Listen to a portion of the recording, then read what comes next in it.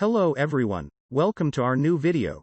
In today's video we break down the top 5 best RC excavators that are available on the market. I tried to make the list based on their popularity, quality, price, durability, user opinions and more. If you need more information about these products, please check the link in the description section below. And make sure you subscribe to more videos. Okay, so let's get started with the video.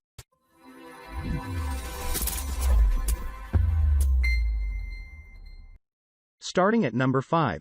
Ailejia 1/50th Scale Diecast Truck Alloy Models Bulldozer. What I like about this product is that it is a high-quality, heavy, die-cast metal model. I assumed this would make a good collector's toy, but it was much smaller than described by the product dimensions section, and I was shopping for the largest toy steam roller I can find for a 5-year-old to play with in the sandbox. The description says the toy is 10.2 by 5.3 by 4 inches. It is actually about 6 inches long and 2.75 tall, roughly half the size that was expected. The seller and the item itself are excellent. The box is plainly labeled 150. The item is a die-cast metal forklift and is a very nice piece. However, if you want it in 150 scale, it's way too big. The forklift, if about 5 inches tall, 5 inch at 150 scale is about 20 feet. The style forklift it models is the warehouse kind that can drive into the back of a semi-trailer. Obviously, a 20-foot tall forklift can't drive into the back of a 10 to 12-foot trailer.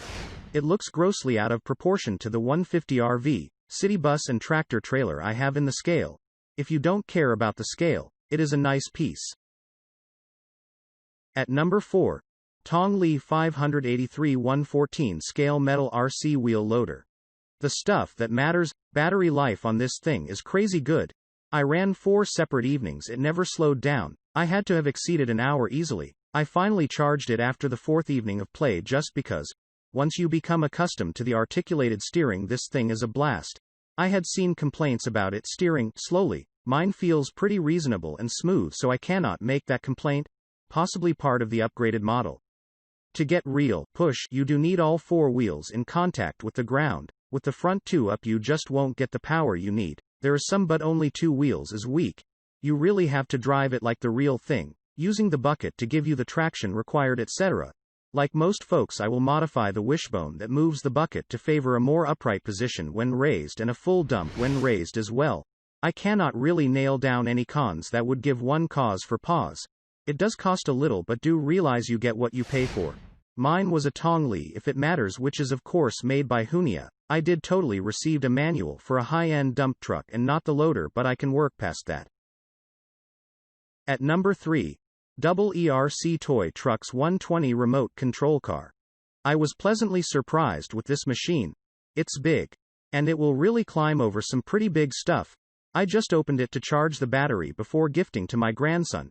I played with it for 15 minutes on the battery charge that it came out of the box with. I could hardly turn it off to remove the battery for charging. I was having too much fun. It's a keeper. Edit. When my grandson drove it the first time, I noticed that he kept turning in one direction only. Upon inspection, I discovered one of the front wheels was towed in and wouldn't completely turn when steering. I contacted seller, messaged them a video and had a new car within 2 days. Great customer service. I bought an RC car for my son for Christmas and we both really enjoyed it, but it isn't 4WD. This truck is nowhere near as fast as the other one, but it's unstoppable. It goes over and through everything. Curbs, logs, sand, rocks. I'm really impressed with its power to go almost anywhere. I did have a small issue, but the seller took care of it immediately.